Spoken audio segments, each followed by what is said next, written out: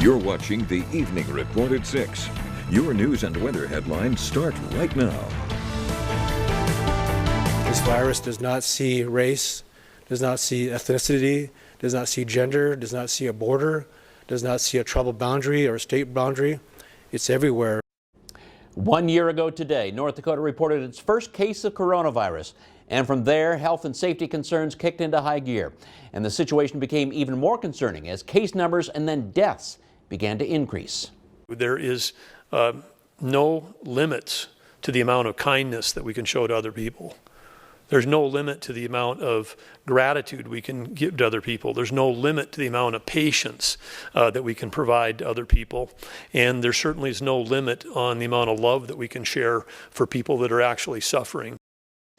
It's amazing that a virus smaller than a grain of sand affected almost all aspects of our lives. Tonight, we look at how government, businesses, schools, and families have been dealing with the pandemic. In January of 2020, reports in the U.S. emerged of a mysterious, highly contagious virus that few people understood.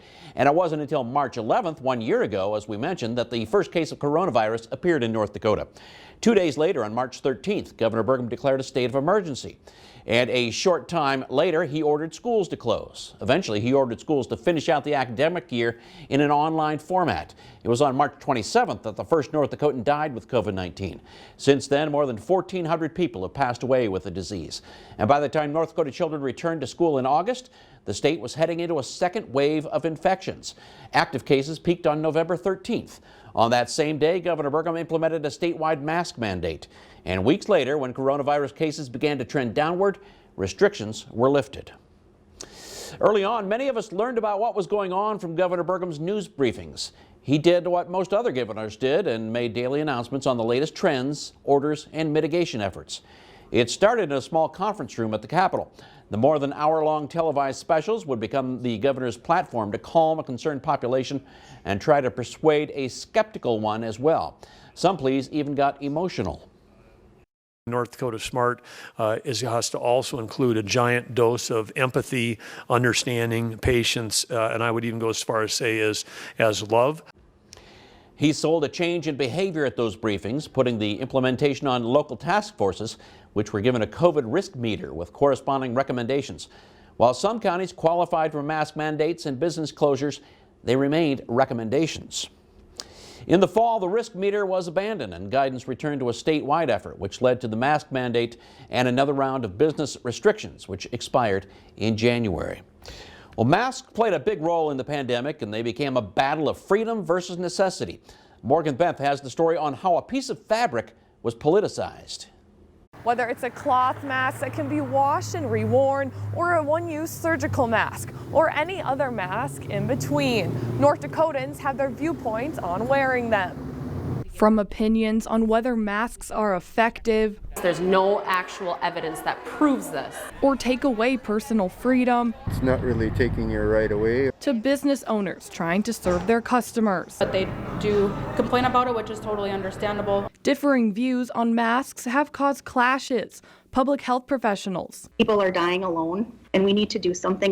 Disagree with some state lawmakers. But I don't think any one of them would want us to give up our freedom for their loss. Causing conflict as we saw those in charge tiptoe around mask mandate policy. Cases started rising over the summer in July and continued with seemingly no end. Public health leaders pushed for Governor Doug Burgum to institute a statewide mask mandate. This is the least use of masks that we have seen in retail establishments of any place we have been. And we find that deeply unfortunate. But instead, the pressure got put on local governments, stirring up controversy at meetings across the state. For me, it did not make sense to have a mask mandate in place in just Bismarck or just Fargo or just Grand Forks or just Minot. And I just was not going to go down that road. The governor was adamant a mandate couldn't be enforced. Masks work, mask mandates is inconclusive. Nonetheless, as the state continued to climb in active cases, a statewide mask mandate, along with other COVID-19 mitigation strategies, were announced on November 13th as cases skyrocketed to over 10,000. Even so, some law enforcement across the state declined to enforce it. In a nutshell, we will not be enforcing mandates. But after a month of mandates in place, cases dropped by more than 7,500 and continue to drop as the governor let the mandates expire in mid-January. Active cases are still low on March 11th. No matter how you feel about wearing a mask, this year's history shows it helped decrease COVID-19 case counts and is helping us get back to a new normal.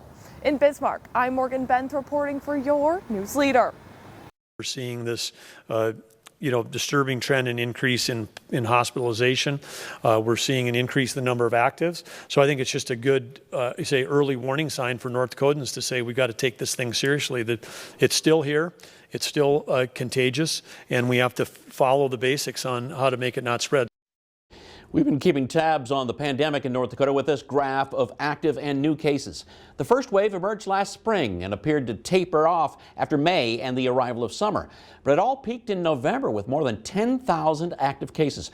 The worst day was November 13th, when the state reported more than 2,300 new cases. Today, the Joint Information Center reported 3 new COVID-related deaths. The overall total is now 1,454. It says there are 112 more cases, with the active case count at 641, and 17 people are in the hospital.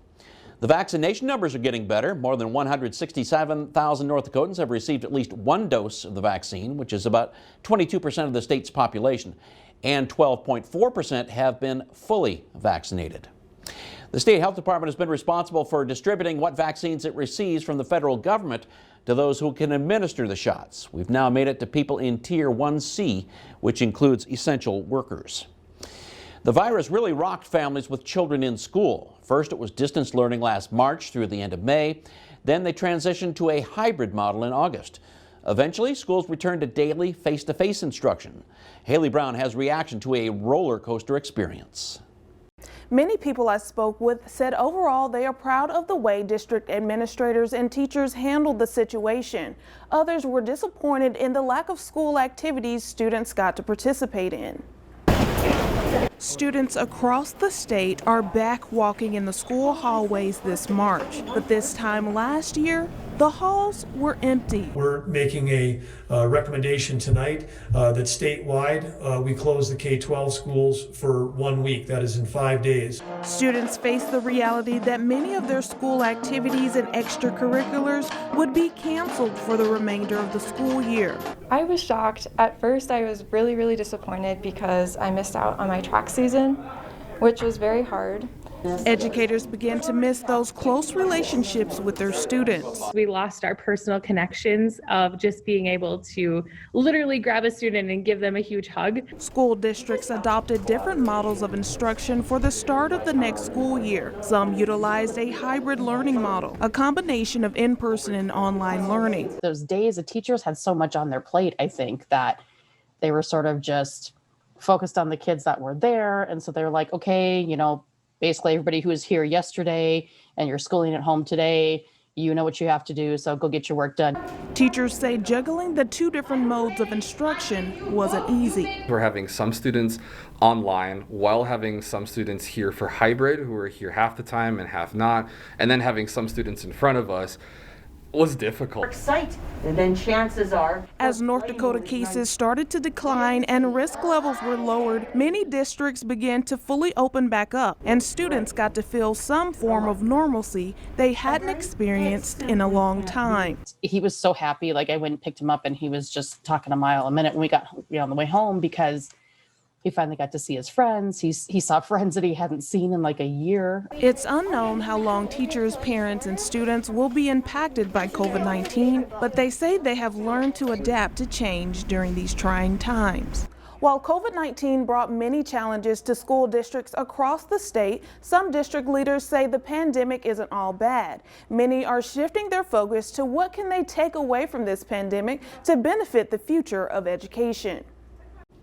Burley County Sheriff Kelly Laban compares the pandemic to the time his deputies went to battle with protesters during the Dakota Access Pipeline protests in 2015. And the jail, which serves multiple counties, went into lockdown when faced with a potential outbreak. Julie Martin joins us now from the Burley Morton Detention Center with more. Julie? Despite traditional businesses, the Burley Morton Detention Center couldn't stop taking people, especially when they were facing charges. In March, they cut their population by half and only started taking violent offenders. However, a year later, their work has paid off as they are only one of few jails in the nation who haven't had a COVID outbreak and have kept their positive numbers below 10.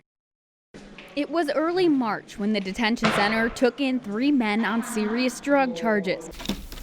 It became more serious when one of them began showing signs of having the coronavirus.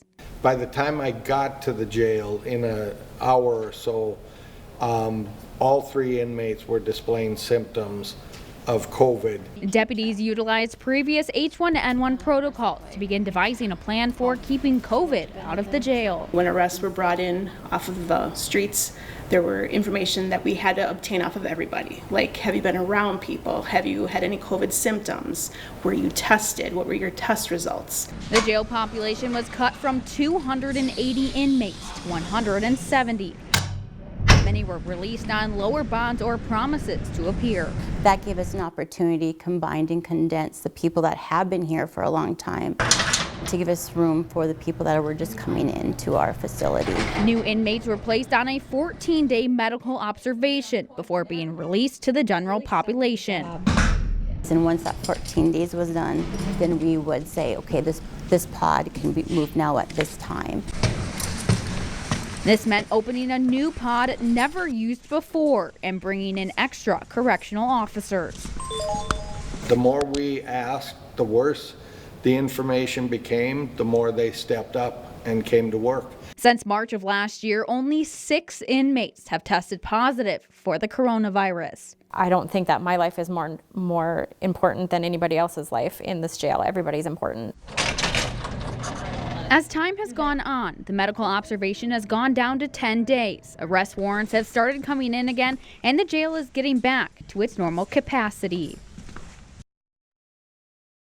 Many of the programs at the jail were cut due to limitations on visitors. However, jail staff say they began using technology for court hearings and along with evaluations. Now, this has saved them money on top of a liability for transporting those inmates. Officers say they have also strived by using online training classes.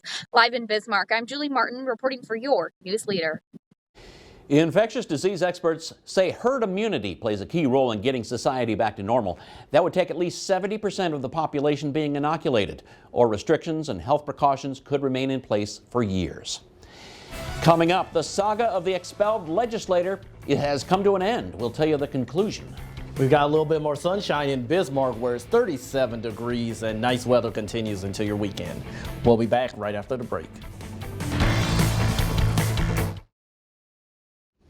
I guess the chill in the air this morning is about what we should expect this time of year, Henry. Yeah, and as of right now, temperatures are near normal for this time of year, but at least we've got lots of sunshine across the north. Still a little cloudy for some across the south. But let's take a look at Minot, where it's nice and sunny. Currently 28 degrees in the Magic City. Sunny in Williston as well.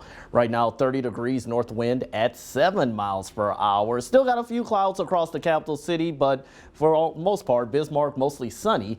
37, northwest wind at 9, and in Dickinson, the clouds have quickly pushed out of here.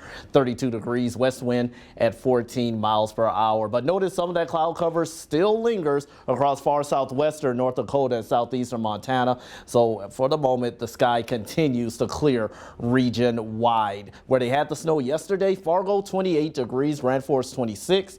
But notice temperatures will be quickly falling into the 20s before you know it, so we'll need those jackets. And our wind does remain light thanks to high pressure out of the northwest around 5 to 15 miles per hour. Now, speaking of that, as the high pressure moves out, we'll start getting more of a southerly wind for tomorrow. So that's going to help keep us nice and mild. We'll have a rather clear sky, so that means more sunshine. Friday looks good. Even Saturday looks great.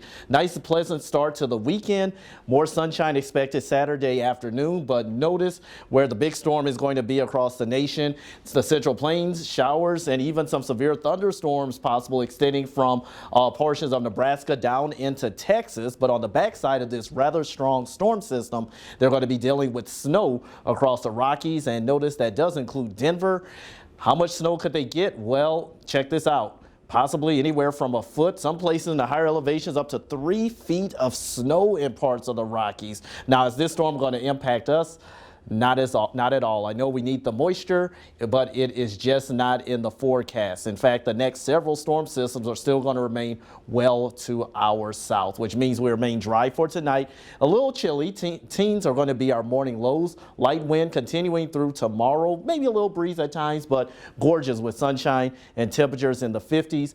Can't even rule out a couple of 60s for portions of the far southwest. So another unseasonably mild day, even across the Red River Valley. Looks like they're going to be in the 40s for tomorrow, which is fine. But your week ahead calls for more nice weather. It looks like we're going to be in the 50s, possibly some 60s for Saturday, which is going to be one of the warmer days of this week. Monday comes with a slight chance of maybe a light wintry mix of some rain and snow.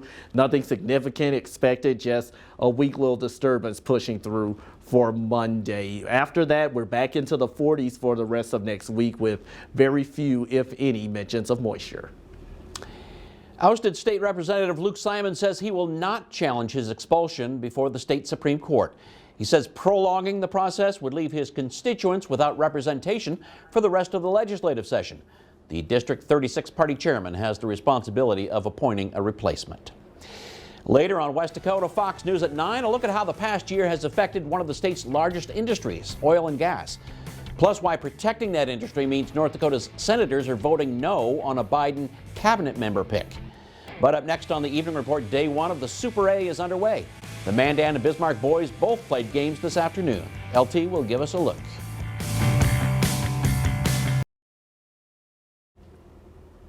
The boys' quarterfinals are today. The girls' first round is Friday. The Super A State basketball tournament is at the Bismarck Event Center. Cheyenne won the EDC. The Mustangs are the 1 seed, and Mandan was after the upset. In the second half of this one, Mandan trying to claw back into it with the shot clock winding down. Unbelievable shot there from Jace Lohman. He had 13, and it's a three-point contest. And then it would be they would take the lead as Ben Manson changes that with a 3 from the corner. It's 46-all at this point. Then late in this contest, Mustangs up by 6. Jackson Dudenheffer nails the tough shot underneath and the foul. The Braves certainly not going away, but from this point on, it was all Cheyenne down the stretch as Gage Anderson would cut to the hoop and score this one. Cheyenne would win it by the final of 66-54. Game 2 this afternoon, Bismarck and West Fargo, 2 and 3 seeds. First half, West Fargo leading by 2 was Trayson Eaglestaff gets the pass on the inbound, hits that tough fadeaway that ties the game up. Moments later, 3-point lead for the Packers, pushing it up the floor. Carter Bierencott scoops in 2 of his 26 points. Back and forth would continue all the way down to the bitter end in this one. Here's Gunnar Swanson, had a big day shooting, had 8 threes, 31 points in this contest, but in the final 90 seconds, it was West Fargo that would end up winning. Again, here's Bierencott scoring 88-83 is the final. In the 5 o'clock game, Minot is just putting the finishing touches on Fargo North, leading it big. It was a tight game for quite a while. Legacy plays Davies later on tonight. Well, it's championship night for the Class B boys regions. It's Beulah and Trinity tonight in Dickinson. The Miners won in the regular season. Flasher and Shiloh match up at St. Mary's. They split. And in Jamestown, Linton HMB faces EKM, who beat the Lions in their lone matchup this year. We'll be right back. More warmth, less precipitation, Henry. Yeah, absolutely. Less precipitation, more sunshine expected for tomorrow and into our weekend. Highs are going to be rather mild. Get ready for another round of 50s and maybe even some 60s over the weekend. Maybe a little bit of precip on Monday. Other than that, dry weather will continue, but at least conditions are going to be calm and comfortable, Alan. Thanks for watching, everyone. We'll see you again at 10 o'clock.